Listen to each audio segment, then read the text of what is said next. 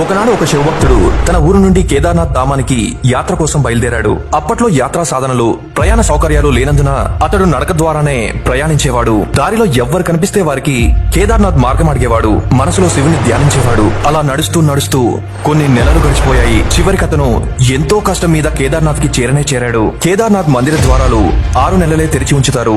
మిగిలిన 6 నెలలు మూసేస్తారు. అతడు మందిర ద్వారం మూసే సమయానికి అక్కడికి చేరుకున్నాడు. నేనెంతో దూరం నుండి పాదయాత్ర చేస్తూ వచ్చాను. కృప ఉంచి తలుపులు తెరవండి, ఆ ఈశ్వరుణ్ణి దర్శించనివ్వండి అని అక్కడున్న పూజారిని అడిగాడు. కానీ అక్కడ నియమం ఏంటంటే ఒక్కసారి తలుపులు మూస్తే ఇక మూసేసినట్లే.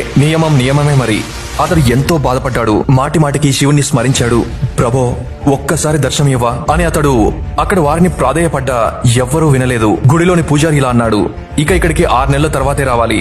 6 నెలల తర్వాతే తలుపులు తెరిచేది. ఇక రాబోయే 6 నెలలు ఇక్కడ భయంకరమైన మంచు కురుస్తుంది అని చెప్పి అక్కడి నుండి వెళ్లిపోయాడు. కానీ అతడికి నమ్మకం తన శివుడి మీద. ఆయన తప్పకుండా కృప చూపుతాడని అతనికి చాలా ఆకలి దప్పిక వేయసాగింది. అంతలో అతడు ఎవరో వస్తున్న శబ్దాన్ని విన్నాడు. చూస్తే ఒక సన్యాసి బాబా అతని వైపే వస్తున్నాడు. ఆ బాబా అక్కడికి వచ్చి అతని దగ్గర కూర్చున్నాడు. ఆ బాబా అడిగాడు, నాయనా, ఎక్కడి నుండి వస్తున్నావు అని అడగగానే అతను కథ మొత్తం చెప్పాడు. నేను ఇంత దూరం రావడం వ్యర్థమైంది బాబాజీ అని బాధపడ్డాడు. బాబాజీ అతన్ని ఓదార్చి అన్నం తినిపించాడు.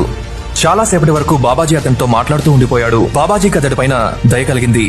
నాయనా, రేపు ఉదయం మందిరం తప్పకుండా తెరుస్తారని అనిపిస్తుంది అని బాబాజీ అన్నారు. మాటల్లో పడే ఆ భక్తుడికి ఎప్పుడు కన్నంటిందో తెలియలేదు. సూర్యుడు కొద్దిగా ప్రకాశించే వేళకు భక్తుని కళ్ళు తెరుచుకున్నాయి. అతను బాబాజీ కోసం అటు ఇటు చూశాడు.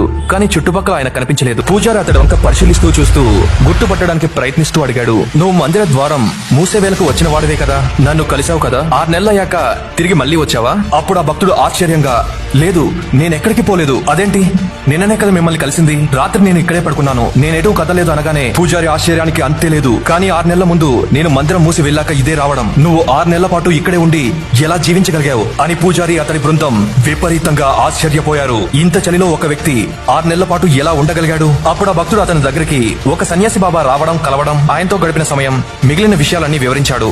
ఆ సన్యాసి పొడుక్క, పెద్ద గడ్డం, జటలు, ఒక చేత్తో త్రిశూలం, మరొక చేత్తో డమరుకం పట్టుకుని మృగ చర్మం కట్టుకుని ఉన్నాడని చెప్పాడు. వెంటనే పూజారి అతని చరణాలపైన పడిపోయాడు. మేము జీవితం అంతా వెచ్చించాం, కానీ ఆ ఈశ్వరుని దర్శనం పొందలేకపోయాం. ఆ వచ్చింది ఎవరో కాదు, సాక్షాత్తు పరమేశ్వరుడు. నిజమైన భక్తుడు నీవే. సాక్షాత్తు ఆ ఈశ్వరుని దర్శనం చేసుకున్నావు. ఆయన కరుణించి నీకు 6 నెలలు ఒక రాత్రిగా మార్చేశాడు. కాలాన్నే తగ్గించి చిన్నగా చేశాడు. ఇదంతా నీ పవిత్రమైన మనసు, శ్రద్ధ, విశ్వాసాల కారణంగానే ఇంతటి గొప్ప అదృష్టాన్ని పొందగలిగావు.